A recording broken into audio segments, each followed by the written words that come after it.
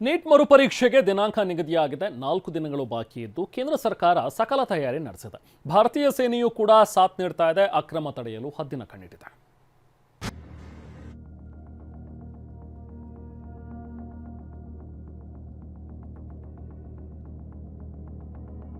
Neat ಮರುಪರೀಕ್ಷೆಗೆ 4 ದಿನ ಬಾಕಿ. ಕೇಂದ್ರ ಸರ್ಕಾರ ಅಲರ್ಟ್. ಜೂನ್ 21ಕ್ಕೆ ಪರೀಕ್ಷೆ. ಜೂನ್ 22ರವರೆಗೆ ಟೆಲಿಗ್ರಾಮ್ ಆಪ್ಗೆ ನಿರ್ಬಂಧ. ನೀಟ್ ಭಾವಿ ವೈದ್ಯರನ್ನ ಆಯ್ಕೆ ಮಾಡೋ ನೀಟ್ ಪರೀಕ್ಷೆ ದೇಶದಾದ್ಯಂತ ಕಿಚ್ಚು ಹಚ್ಚಿದೆ. ಮೇ 3ರಂದು ಪ್ರಶ್ನೆ ಪತ್ರಿಕೆ ಸೋರಿಕೆಯಾಗಿತ್ತು. ಇಡೀ ದೇಶದಲ್ಲಿ ಭಾರಿ ಆಕ್ರೋಶಕ್ಕೆ ಕಾರಣವಾಗಿತ್ತು. ಇದರಿಂದ ಎಚ್ಚೆತ್ತ ಎನ್ಟಿಎ ಮೇ 12ರಂದು ನೀಟ್ ಪರೀಕ್ಷೆ ರದ್ದು ಮಾಡಿ ಮರುಪರೀಕ್ಷೆ ನಿಗದಿ ಮಾಡಿತು. ಜೂನ್ 21ರಂದು ಮರುಪರೀಕ್ಷೆ ನಡೆಯಲಿದ್ದು ಕೇಂದ್ರ ಸರ್ಕಾರ ಹೈ ಅಲರ್ಟ್ ಘೋಷಿಸಿದೆ. ನೀಟ್ ಮರುಪರೀಕ್ಷೆ ಮುಗಿಯುವವರೆಗೂ ಟೆಲಿಗ್ರಾಮ್ ಆಪ್ಗೆ ತಾತ್ಕಾಲಿಕ ನಿರ್ಬಂಧ ಹೇರಿದೆ.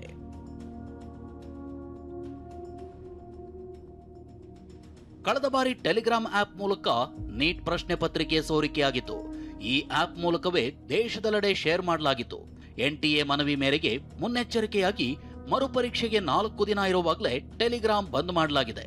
ಜೂನ್ 22ರವರೆಗೂ ಟೆಲಿಗ್ರಾಮ್ ಆಪ್ಗೆ ತಾತ್ಕಾಲಿಕ ನಿರ್ಬಂಧ ಹೇರಿದ್ರೆ ಜೂನ್ 30ರವರೆಗೂ ಟೆಲಿಗ್ರಾಮ್ ಎಡಿಟ್ ಆಯ್ಕೆಯನ್ನೇ ಬಂದ್ ಮಾಡಿದೆ.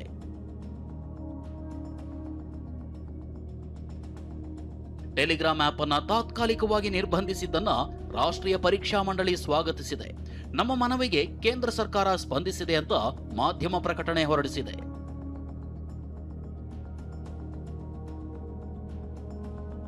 ನೀಟ್ ಮರುಪರೀಕ್ಷೆ ಪ್ರಶ್ನೆ ಪತ್ರಿಕೆಗೆ ಸೇನಾ ಭದ್ರತೆ. ಸೇನಾ ವಿಮಾನಗಳಲ್ಲಿ ಪ್ರಶ್ನೆ ಪತ್ರಿಕೆ ರವಾನೆ, ತಾಲೀಮು. ಮೊನ್ನೆಯಷ್ಟು ಲೋಪವಿಲ್ಲದೆ ನೀಟ್ ಮರುಪರೀಕ್ಷೆ ನಡೆಸಲು ಕೇಂದ್ರ ಸರ್ಕಾರವೇ ಜವಾಬ್ದಾರಿ ಹೊತ್ಕೊಂಡಿದೆ. ಅದಕ್ಕಾಗಿ ಸೇನೆಯನ್ನೇ ಬಳಸಿಕೊಳ್ತಿದೆ. ಸೇನಾ ವಿಮಾನ, ಹೆಲಿಕಾಪ್ಟರ್ಗಳೇ ಅಖಾಡಕ್ಕಿಳಿದಿವೆ. ಇದರ ಜೊತೆಗೆ ಅರೆ ಸೇನಾ ಪಡೆಗಳು ಕೂಡ ಸಾಥ್ ನೀಡ್ತಿವೆ.